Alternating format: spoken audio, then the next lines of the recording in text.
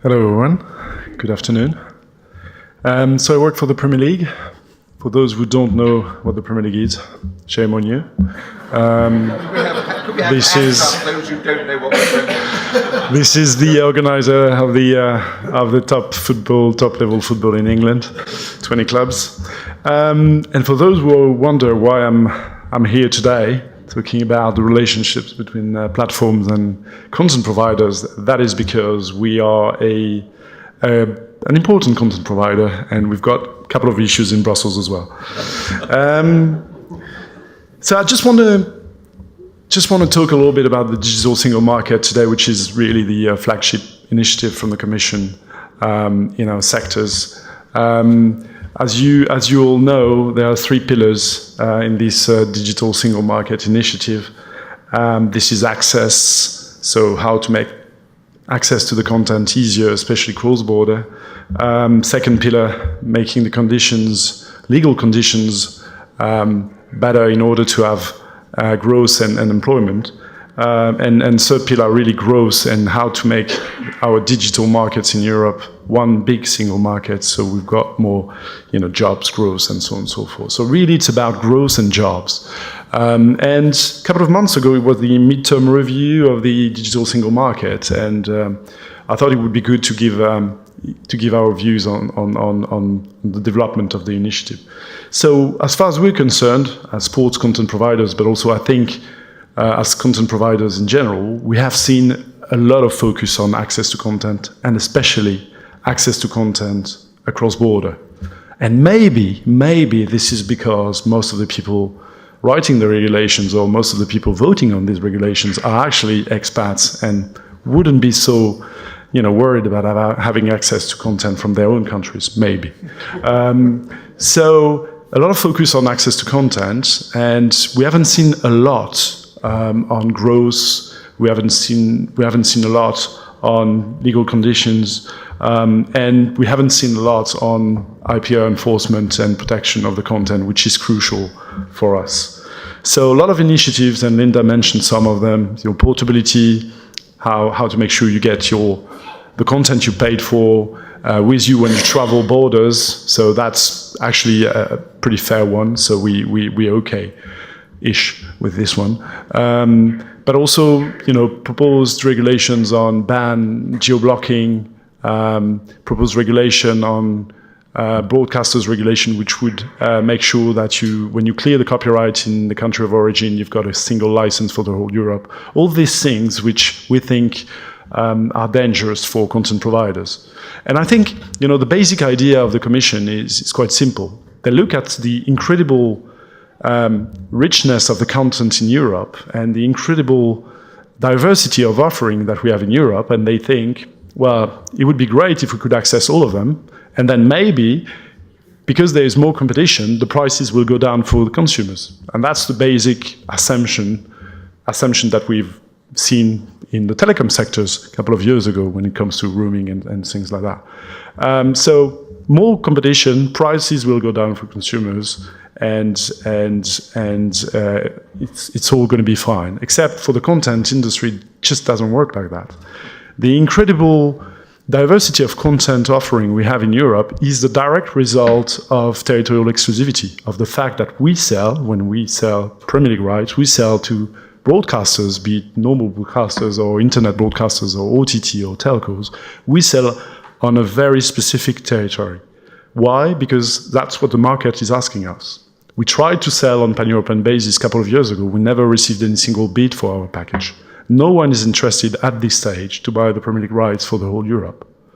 So people want to tailor the content to specific audiences in the various countries. The Premier League in Belgium will be very different in terms of offering to the Premier League in France or in the UK. There will be a focus in Belgium on the very good Belgian players playing in the Premier League, and they will pick specific matches to please the audience in this country. So we sell on territorial exclusivity basis, and obviously we sell for very different prices. So killing the exclusivity and making sure, or forcing the fact that you can access online offering from different countries will have a very, very bad consequence, which is we're not going to be able to offer exclusive rights to our broadcasters, our licensees anymore.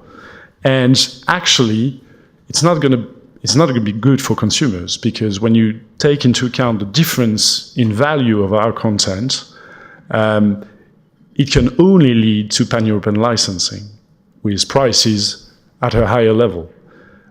If you think Premier League rights, the Premier League is probably one of the most popular sports competition outside of its own market, which is the UK for us. But still, the UK is probably around 90% of our European revenues in Europe. So, the other markets are not that important for us. If you think about Belgium, question for the audience: who do you think is the most popular football league in Belgium? Any guess? La Liga? Someone said La Liga? No, it's not La Liga. French Football League? No. Premier League? No. No, it's the Belgian league. Makes sense. People in this country are more interested in watching the Belgian league. So the rights of the Belgian league are actually 10 times more important than the Premier League rights in this country. And that's actually very logical. So content is very culturally defined, it's very national, even for sports, even for football. So if you force cross-border access, if you make sure that the offering of the Premier League in this country, which is probably a fraction of the price of the Premier League offering in the UK, is available in the UK, you kill 90% of our market, so 90% of our market in Europe. So we've got only two options. Either we accept that our main market is totally destroyed, which will not go down very well with our clubs and our shareholders, or we just stop selling in Belgium and we make sure that the UK offering is available in Belgium, which means probably higher prices and not a tailored content. So to summarize, this idea that, let's make all this wonderful offering available to all consumers, it's not going to fly. So we need to protect exclusivity, we need to protect territorial exclusivity if we want to keep this wonderful diversity that we have in Europe when it comes to content. And I spoke about sports content, but it's exactly the same thing for films or for TV series or for music even.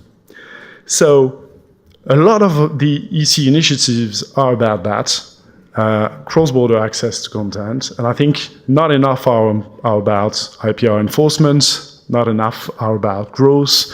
We haven't seen a lot of things about digital skills, about help for support for SMEs. So I think there is more to be done in terms of initiatives from the Commission in order to achieve the main goal of the digital single market. To finish on a positive note, we have noticed that the recent communication from the Commission on the role of platforms in the fight against illegal content is actually going in the right direction as far as we're concerned. And we feel there are good stuff in there, in terms of more involvement. Liability is not a word I'm going to pronounce today, but more involvement of the platforms when it comes to fighting illegal content. Some proposed measure regarding repeated infringers, about reappearance of illegal content, and there's a clear deadline for platforms until when they have to step in. Otherwise, there will be probably a legislative initiative. So we think it goes in the right direction. We really hope that the platforms will step in and we will be able to work together. Otherwise, I'm afraid there will be another legislative proposal or series of legislative proposals. And sometimes, as Linda said, people are not connecting the dots in the best way.